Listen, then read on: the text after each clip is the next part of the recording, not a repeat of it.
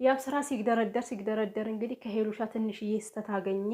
በዛ በተከፈተው ቦይ ሄደ ማለት ነውና ሲጀመር እኮ ስተት ነበር የሚፈልገው፣ ትንሽዬ ነጥብ ነበር የሚፈልገው ማለት ነው። ከዛ ትንሽዬ ነጥብ ሲያገኝ አሰፋው ነጥቡንና የድሮ ፍቅረኛውን አምጥቶ ዛሬ ደግሞ አጋሬ ናት፣ እሷ ጋር ነው መኖር የምፈልገው ምናምን ብሎ ሄዷል ማለት ነው። ከሄሉ ጋር ምንም አይነት ጓደኝነት ማነው ፍቅር የሚባል ነገር እንደሌለ በጓደኝነት ግን መቀጠል እንችላለን አለ ማለት ነው። ቢቀርስ ያብስራ ያንተ ጓደኝነት ምን የሚሉት ሽወዳ ነው ይሄ። ሄሉሻ በጣም ነው የምታፈቅረው የምትወደው። በጓደኝነት እንቀጥላለን። ይሄን ያክል የሄሉ ልብ ቃቃ ጨዋታ ነው እንዴ ላንተ? ሰላም ሰላም፣ ውድ ቻናል ቤተሰቦች እንዴት ናችሁልኝ? ደህና ናችሁ ወይ? እንዴት አመሻችሁ? ሁሉ ሰላም ሰላማችሁ ይብዛ። እኔማ ቤተሰብ ለማንኛውም ይሄን ቪዲዮ ላይክ ያደረጋችሁ ማለት ነው። ቪዲዮን እንዳየሁት ቪዲዮ ልሰራ ነበረ ግን አልተመቸኝም እና ግን ወዲያው ስታዩት እናደዳላችሁ አይደል? ግን ከዛ በኋላ እየተረጋጋው ምናምን መጣው ማለት ነው።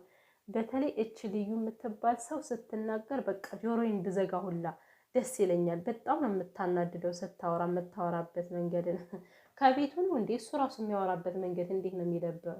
ላንቺ የማይገባሽን ክብር ለሚገባት ሴት መስጠት ነበረብኝ። ስነ ስርዓት ያዝ። እንደዚህ ብላማ ሄሉ እንድታቃልላት አንፈልግም። ገባ?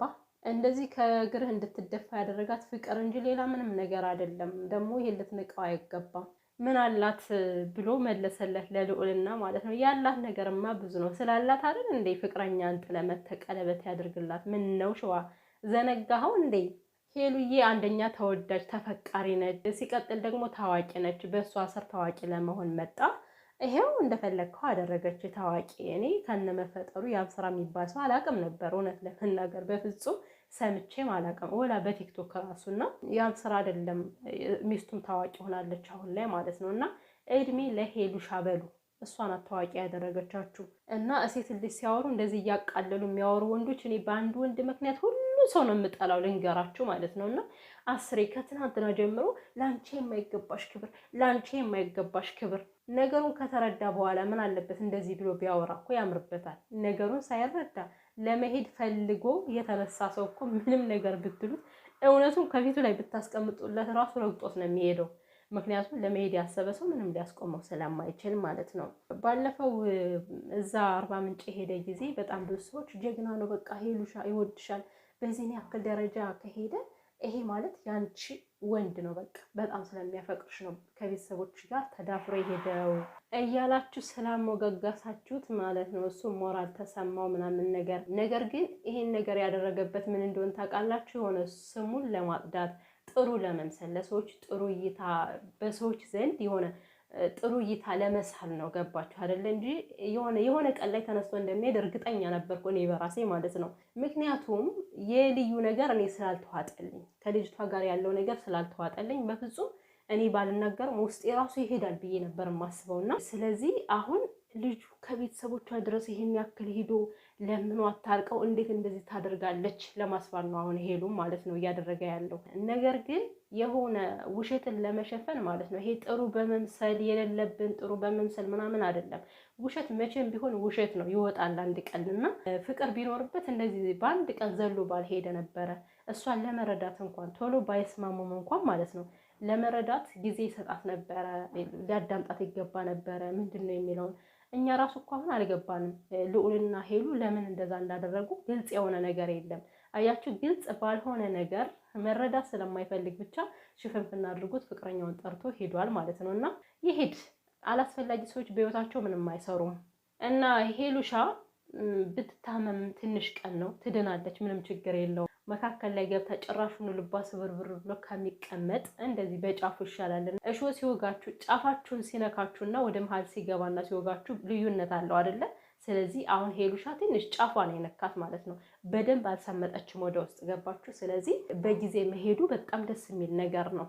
ለሄሉ ክብር አለው፣ ክብር አይገባበት ይለ በመጀመሪያ ቀን ቤተሰብ ልዩ የመጣች ቀን ምን እንዳወራች ሰምታችኋል አይደለ? እኔ እና እሱ በቤተሰብ ይቅርታ አድርጉልኝ የሆነ አለ አይደል በፊታችሁ ሰው ሲመጣ ምናምን ቀልባችሁ አይሰራረቅም። እንደዛ ሆነብኝና ከልቤ ማውራት አልቻልኩም ማለት ነውና ግን በተቻለኝ መጠን አወራለሁ። እና የመጀመሪያ ቀን ስትመጣ አስታወስኩት ዛሬ ማለት ነው። እኔና እሱ ቤተሰብ ያወቀው ግንኙነት ነው ያለን። ቀለበት እንኳን ልናደርግ ነበር፣ በቤተሰብ የታወቀ ነው። እንዴት እንደዚህ ታደርጋለህ እያለችው ነበረና ማለት ነው። አያችሁ የአብስራ ክብር እንደሌለው የምታውቁት ከዚህ ጋር ነው።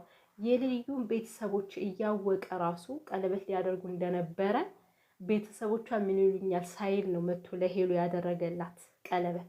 ታዲያ የትኛው ክብር ነው? ከሄሉ ቤተሰቦችም ተመሳሳይ ማለት ነው፣ ተመሳሳይ ነገር ብቻ ግን በጣም ይደብራል።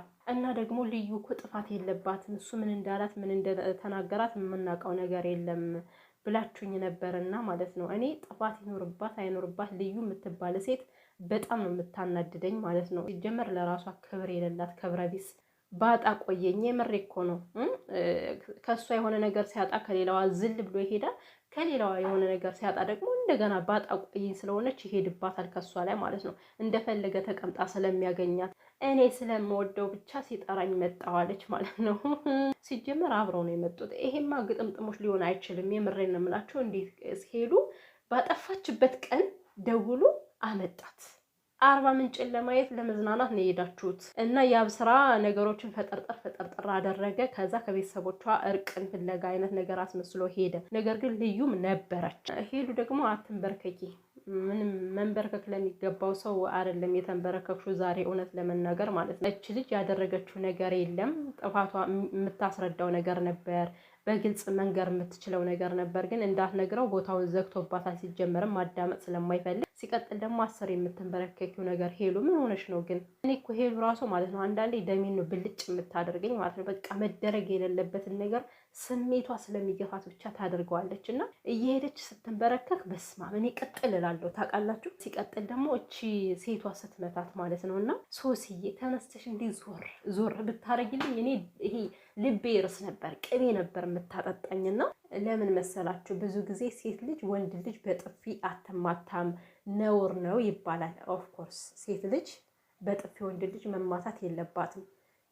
ሴትን ከመታች ግን እመቤቴን አትልቀቋት። አሁን ሄሉ የምታናድደኝ ከዚህ ጋር ነው። በቃ ስትመታት ማለት ነው ጉንጯን ያዛ አድርጋ ዳብርክክ። በጥፊ ለምንድን ነው ማደረግሚያት? ሄሉ ለምንድን ነው ግን ማትመቻት? ጆሮ ጥላዋን ብታነዳት እኔ ደስ ነው የሚለኝ ማርያምን።